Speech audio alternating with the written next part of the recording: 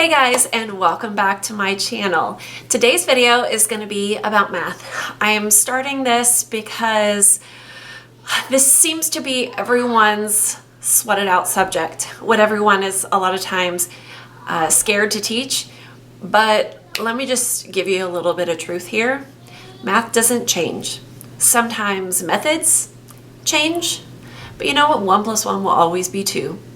And remember that, I mean, depending on the age of your kids, you probably already know more than they do and enough to help them out with this. Like I said in my first video, I don't want to do a bunch of videos showing you a bunch of products that you need to that you need to purchase, but this one is awesome and anyone can do it. I showed you on Instagram a few days ago about a math curriculum called Life of Fred, and this is the first book in the Life of Fred series, and it's called Apples. This is my current collection of Life of Fred books. This is not the entire collection. From what I understand, Life of Fred gets you up to calculus and like stuff that's way over my head. But Life of Fred is simply a story that you read to your kids every single day. The reason why I showed you this is because it is very cost effective and it's easy and it's fun, you guys. Life of Fred is a story about a boy who is 5 years old and he is a college level calculus professor at a university. I know it's very silly, but kids love it. And it teaches everything from, it starts with telling time, let's see what else, addition, subtraction, obviously. It even addresses trigonometry, geometry, algebra. I know, at a very young age. I would recommend these books for as young as kindergarten. And you don't want to pick one of the random books in the middle. Start with Apples. They're all in alphabetical order. We have apples, butterflies, cats, seeing a pattern, dogs. By the way, we have only been as far as cats with my boys. So it's dogs, Edgewood. Don't ask me what these are about because we haven't gotten to them yet. Farming, and goldfish. So we have them up to G. And the reason why we haven't been further than cats is because they're meant to cycle through.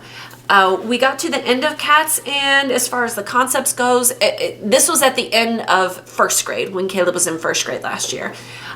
We got to the end of cats and I started watching him as I was reading to him about these concepts, and I was getting a bit of a glossed over look. So I took that as a sign to take a break and cycle back to apples. So we are going through currently butterflies for the second time.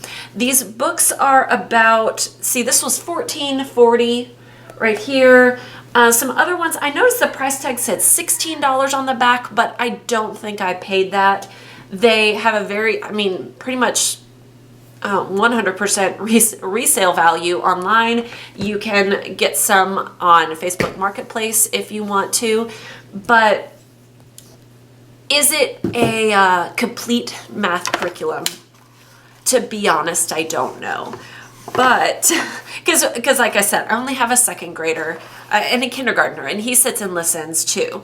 But I just don't know if it would count for my long-term homeschoolers out there. I don't know that. Give me time. I'll let you know when I make a decision. But this talks about, like I said, telling time, geometry, art, physics, astronomy. I'm just skimming through here. It talks about, you know, Fred lives in Kansas. How many there are no ocean liners in Kansas. There are no whales in Kansas. There are no alligators in Kansas. But so it talks about like sets of 0, and there is one set of 0 ocean liners in Kansas. So it kind of gets you accustomed to get your kids accustomed to hearing these terms. Here there's a little logic and geometry. Like you have, let's see, you have this circle. If you have two elephants that push on the circle, it becomes, sorry, I can't point. It becomes an oval. You know, you see how it changes. Yeah. So it goes just beyond your worksheets. And the reason why I recommend this is that I think this is a great math curriculum for people who don't know how to teach math. That would be me. I can do some of it and I understand it, but as you know, there's a very big difference between knowing and having to teach it.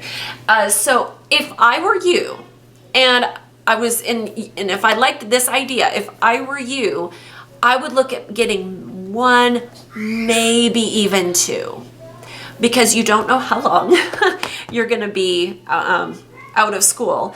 And I mean, my boys will sit and listen to at least 2 chapters of this.